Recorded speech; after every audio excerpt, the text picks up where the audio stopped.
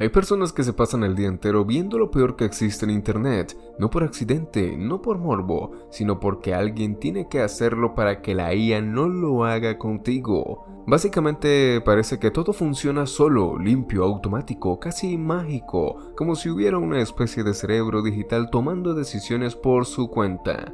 Detrás de cada respuesta inteligente, hay personas que se pasan horas entrenando estos sistemas, revisando datos, corrigiendo errores y enseñándole a la máquina cómo comportarse. Y esto no desde oficinas futuristas llenas de pantallas, sino muchas veces desde lugares bastante lejos del epicentro tecnológico del mundo, como Nairobi, donde empieza a verse la parte que nadie quiere mostrar.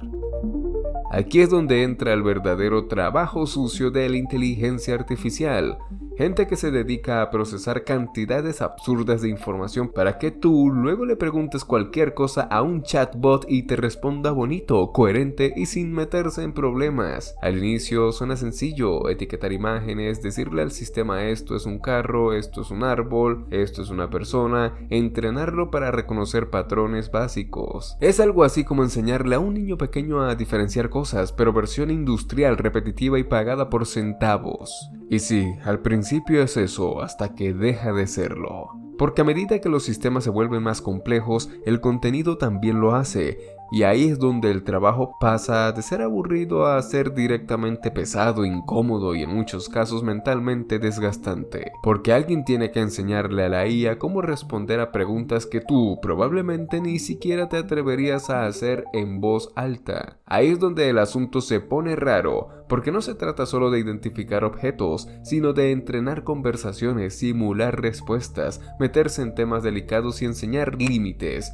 explicarle a la máquina qué puede decir que no y cómo decirlo sin cruzar la línea. El detalle es que la máquina no entiende nada de esto por sí sola, no tiene sentido común, no tiene contexto, no tiene filtro moral. Necesita ejemplos y esos ejemplos los crea gente real, personas que tienen que exponerse a este tipo de contenido una y otra vez. Y claro, todo esto no viene con las mejores condiciones del mundo. Muchos de estos trabajos se consiguen en plataformas online, se pagan por tarea, a veces por unos cuantos centavos, lo que significa jornadas largas para ganar algo decente, sin estabilidad, sin contrato y sin saber cuánto va a durar el trabajo. Mientras tanto, las empresas que usan estos datos están generando millones, incluso miles de millones, creando productos que se venden globalmente.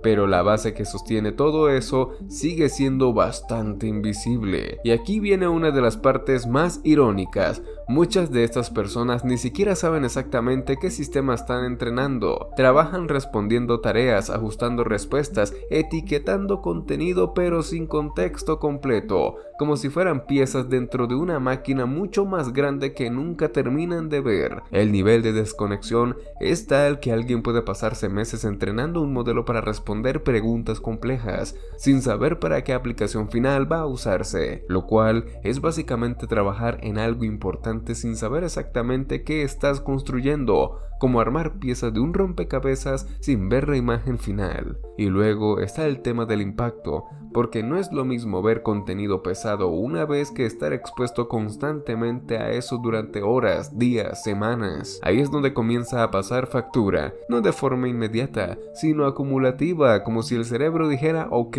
esto ya no es normal, pero igual tienes que seguir porque es tu trabajo. Aún así, para muchas personas sigue siendo una opción viable porque permite pagar cuentas, mantener a la familia o simplemente sobrevivir, lo que hace que dejarlo no sea tan fácil aunque el desgaste esté ahí. La inteligencia artificial no tiene sentido del bien y del mal, no distingue si algo es apropiado o completamente fuera de lugar, no tiene ese esto sí, esto mejor no, que cualquier persona usa sin pensar, y por eso necesita que alguien se lo explique paso a paso, ejemplo por ejemplo, casi como si le estuvieran enseñando modales a alguien que nunca ha convivido con otros humanos. Ahí es donde entran los trabajadores de datos, que básicamente hacen de brújula moral prestada. Son los que le dicen al sistema: esto puedes decirlo en este contexto, pero aquí mejor cállate o cambia el tema, porque no es lo mismo hablar de temas delicados desde un enfoque histórico o educativo que convertirlos en algo práctico o explícito. Y este matiz, ese pequeño detalle que para nosotros es obvio, para la máquina no existe, hay que enseñárselo manualmente. Por eso, cuando alguien le hace una pregunta incómoda a un chatbot y este responde de forma neutral o te manda a leer un artículo informativo en lugar de darte una respuesta directa, no es porque la IA decidió portarse bien, es porque alguien ya hizo ese filtro antes, alguien ya pasó por ese proceso de decirte qué hacer y qué evitar. El detalle es que quienes hacen ese trabajo muchas veces están completamente desconectados del producto final. Reciben tareas, corrigen respuestas, clasifican contenido, pero no tienen claro para qué sistema están trabajando exactamente. Es como estar armando piezas sin saber qué figura se está formando. Plataformas como Remotask, que forma parte de la Scale AI,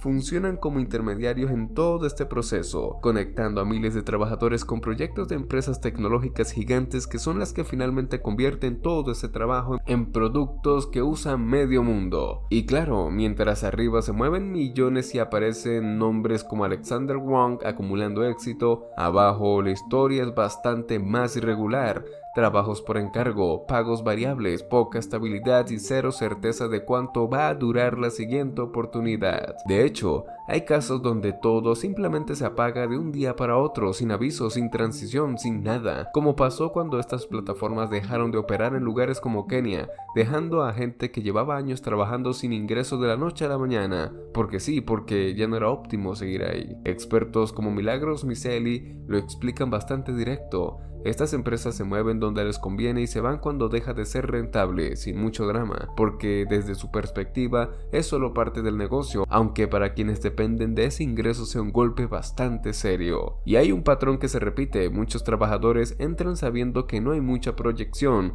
que el trabajo es temporal, casi reemplazable, pero no necesariamente dimensionan el impacto hasta que ya están dentro, porque además del tema económico está el desgaste mental. No todo es etiquetar fotos bonitas, muchos proyectos implican revisar contenido pesado, cosas que no cualquiera quiere ver, y hacerlo de forma constante tiene un efecto acumulativo. No es algo que ya resuelva con "ya me acostumbré". El cerebro no funciona así aunque uno quiera. Por eso en varios lugares está empezando a surgir algo interesante: organización, trabajadores intentando formar sindicatos, buscando mejores condiciones, salarios más justos y algo tan básico como apoyo psicológico. Porque sí, resulta que estar expuesto a contenido extremo todos los días no es exactamente saludable. ¿Quién lo hubiera imaginado? Pero no es fácil. Ya ha habido intentos que terminaron mal: despidos, conflictos legales, resistencia por parte de las empresas. Aún así el movimiento sigue creciendo porque el problema es demasiado evidente como para ignorarlo. Y aquí es donde todo se conecta.